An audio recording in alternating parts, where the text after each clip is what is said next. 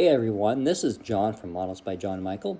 If y'all could go ahead and subscribe to my YouTube channel, hit that notification bell, that way you'll know when I'm uploading new videos.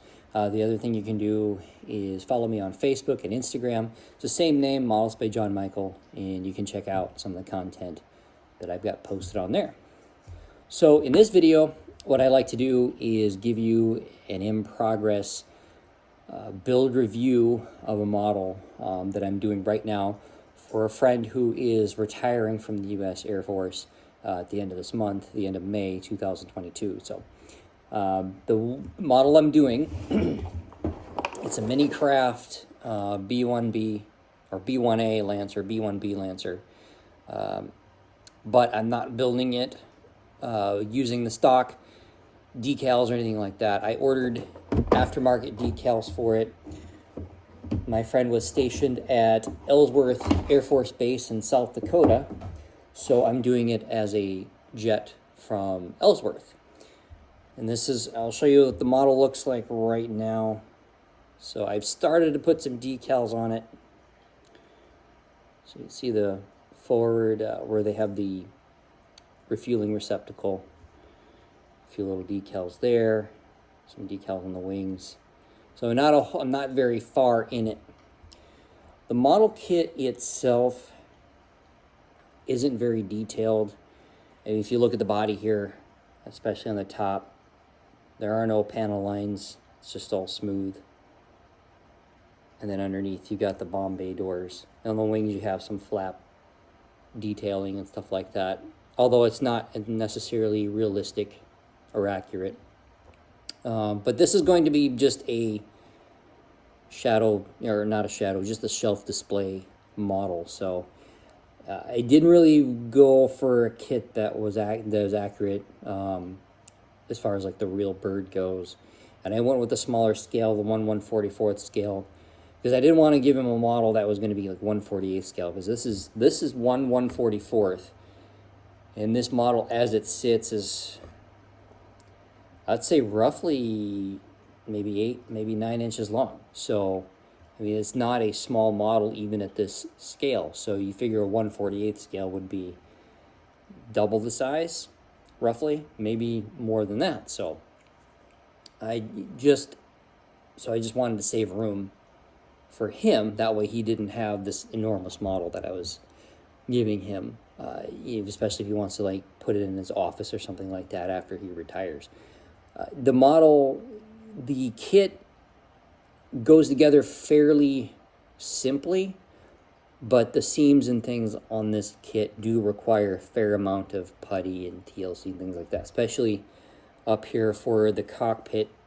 So you have your upper and lower half for the body, and then this piece here where the cockpit is, that's a separate piece, and that's all clear plastic. And then you have your nose piece here, which is a separate piece that goes on to the whole shebang. So not overly complicated, like I said, but it does require a fair amount of putty and sanding and things like that. So if you do decide to do one of these kits, or if you've done one of these kits, you already know what I'm talking about. So the kit quality wise is on the lower end, more like some of your Revell kits and things like that. I mean, I do know Revell has a few gems out there, but this is nowhere near the quality of like a Tamiya or a Hasegawa or something like that. So just keep that in mind. I think, let's see here, what did I pay for this model? I don't remember. I want to say it was upwards of $30.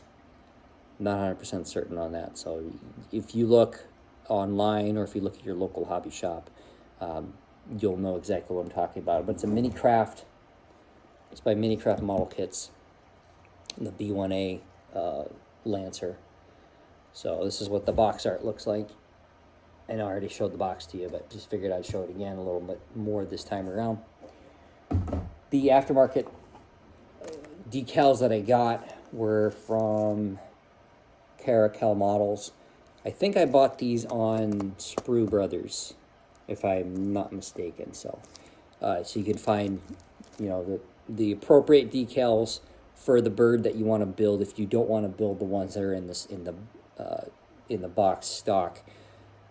You know, I wanted to go with one that was a little more current, based on, you know, what we have right now for B1Bs and how they look. So this is, you know, the gunship gray color.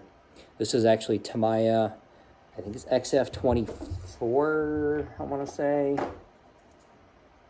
Yep, XF24 dark gray is what I used. So for painting the model, I did primer, so just the regular Tamiya gray primer out of a can, and then I went over it in black, and then I went over it in gray, in this dark gray color, and that's how I kind of got this look here. If I figured with the gray undercoat, it would bring out, you know, make the gray just a little bit darker, which I think it has. And from what I can tell from pictures of the actual B1s, it's pretty close.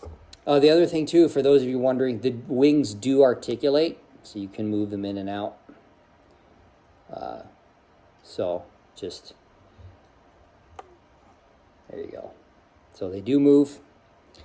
You do have to put some weight up front. I think it says about 2 ounces, if I remember right.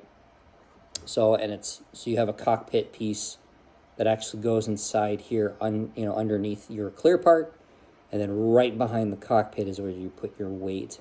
Otherwise, you're gonna have a back heavy model and it'll sit nose up the entire time. It does come with a stand, but the stand isn't really the best quality out there.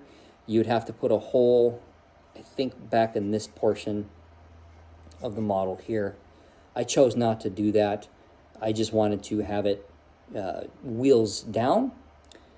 You also have the option of doing a crew ladder. There's the crew door right there. You could actually have it so the crew ladder is down. So you do have a few small options with it, but they didn't go with anything crazy as far as that goes. So anyway, as I go through this build, I will do another video to kind of show you the completed version of the model, and this way you guys can see exactly what it is that it looks like, the final product. So anyway, guys, that's all I got for today. You all take care and happy modeling.